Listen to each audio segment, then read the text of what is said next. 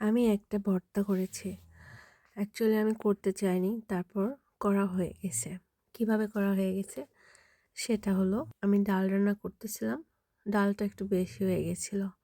তাই আমি রেখে দিয়ে ভাবলাম এটাকে একটু সুন্দর করে ভর্তা বানিয়ে খাওয়া যেতে পারে। সেভাবেই ভর্তাটা বানিয়ে নিয়েছি। এর জন্য আমি একটি প্যানে সামান্য সর্ষের তেল দিয়ে সেখানে আমি কয়েকটা শুকনো মরিচ ভেজে নিয়েছি ভালো করে। তারপর আমি একই প্যানে দিয়ে দিচ্ছি কালো জিরা। এগুলোকে আমি ভালো করে ভাজি করে নেব। তোমরা চাইলে জিরাও ব্যবহার করতে পারো।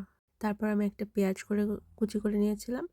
সেটাকেও ওই তেলের ভিতরে দিয়ে হালকা নরম করে ব্রাউন করে ভেজে নিয়েছি। এখন আমি এগুলোকে নামিয়ে নিব। একই প্যানে আবারও দিয়ে দেব একটু সর্ষের তেল। তার সাথে আমি আগে থেকে সিদ্ধ করে রাখা ডালটা এখানে দিয়ে দেব। এখানে কয়েক মিনিট ভালো করে জাল করে রান্না করে নিব 2-1 মিনিট। তারপর আমি এখানে কোনো লবণ দেইনি, তবে সেদ্ধ করার সময় আমি লবণ দিয়ে নিয়েছি, এই জন্য আমি এখন দেইনি। তোমরা চাইলে এখানে লবণ স্বাদ মতো অ্যাড করে নিতে পারো। তারপর সব একসাথে নিয়ে নিলাম।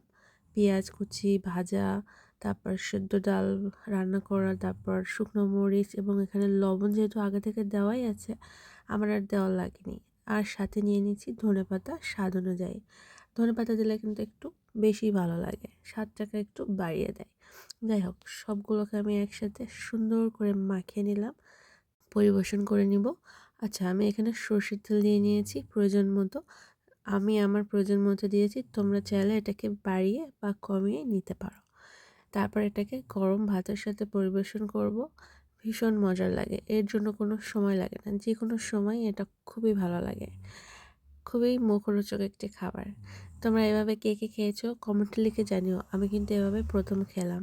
আর আমার এই রান্নার পদ্ধতিটি যদি তোমাদের ভালো লাগে সেটাও কমেন্টে লিখে জানিও, এবং তোমরা রান্না করে খেয়েছো কিনা সেটাও জানিও। ভালো থাকো।